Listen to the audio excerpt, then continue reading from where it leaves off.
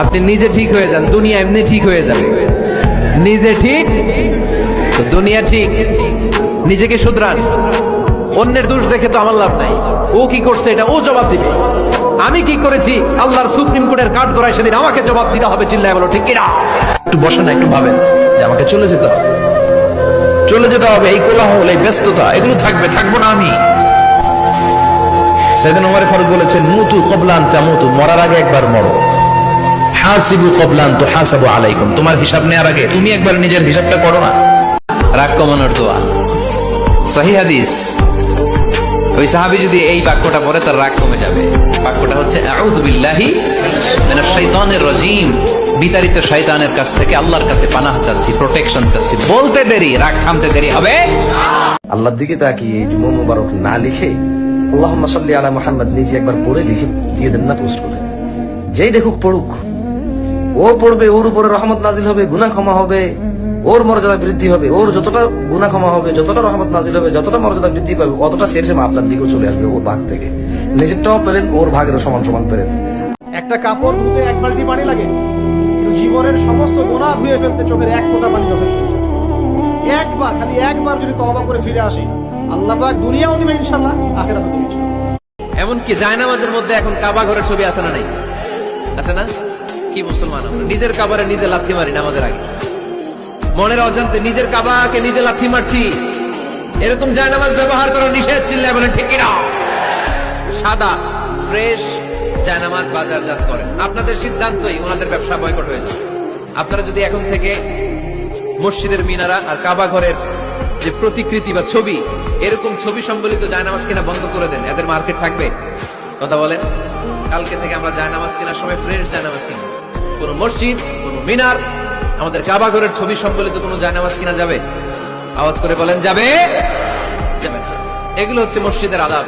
এগুলো রক্ষা করে মসজিদে ঢোকার দরকার আছে না নাই? যে রমজানে মিথ্যা কথা, মিথ্যা কাজ, মিথ্যা সাক্ষী ছাড়তে পারে নাই, তার না খেয়ে থাকা, উপবাস থাকা দিয়ে আল্লাহর কিছু যায় আসে না। এজন্য মিথ্যার সাথে আমাদের কোনো সম্পর্ক আছে? মিথ্যা বলবো না। আমাকে সবকিছু ছেড়ে কবরে চলে যেতে হবে। ইন্না লিল্লাহি ওয়া ইন্না ইলাইহি রাজিউনের আওয়াজ চতুর্দিক থেকে শোনা যাবে। কুল্লু নাফসিন যায়িকাতুল মউত, যখন আমাকে আস্বাদন করতে হবে আর নামাজ পড়ার টাইম পাবো না, চিৎকার করে চাইলো একটা সিজদা দেওয়ার টাইম পাবো না। কি আফসোস, কি আফসোস, কি আফসোস আমাদের জন্য যারা আজকে কবরে শুয়ে আছে।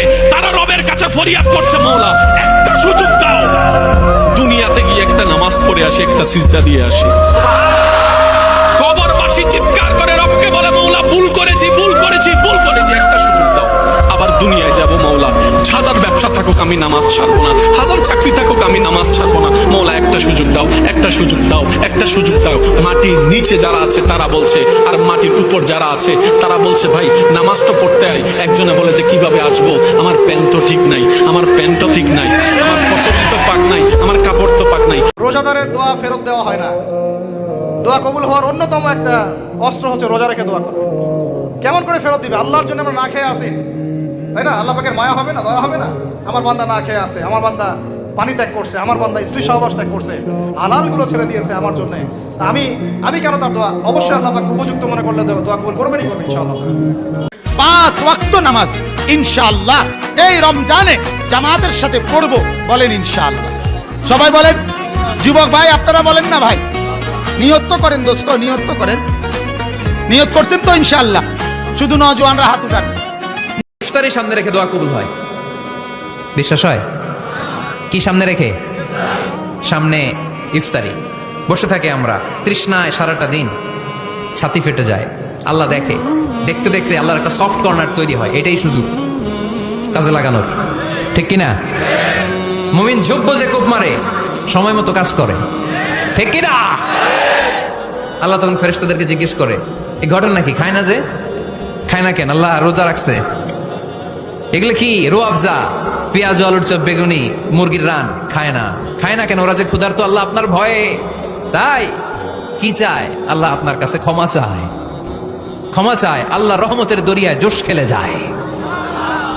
আল্লাহ তখন বলে, আমারে দেখছে নাকি ওরা? ফেরেশতারা বলে, না দেখে নাই। আমার জান্নাত জাহান্নাম দেখেছে? না দেখে নাই। আমারে না দেখে, জান্নাত জাহান্নাম না দেখে আমার এত ভয় করে? যাও, আজকের এই রোজার বিনিময়ে এখন বান্দা যা চাইবে সব কবুল করে নেব। একটা মাস কদর করো, গুনাহ ছেড়ে দাও, আমি আল্লাহ তোমার নেকির পরিমাণ বাড়িয়ে দেব। প্রত্যেকটা কদম কদম নেকি দান করি। দেখেন সারা বছর মানুষের নেকি লেখে এই ডান কাদের ফেরেশতা, গুনাহ লেখে বাম কাদের ফেরেশতা। যখনই রমজানের চাঁদ ওঠে আল্লাহ তাআলা বলে ফেরেশতা ডান কাদের, এক বন্ধু তুমি হল বেটা, তুমি আর লিখবা না, এই ফেরেশতা এখন আর তুমি লিখবা না, এই পুরা রমজান আমার বান্দার প্রতিটা নেকি আমি আল্লাহ লিখবো।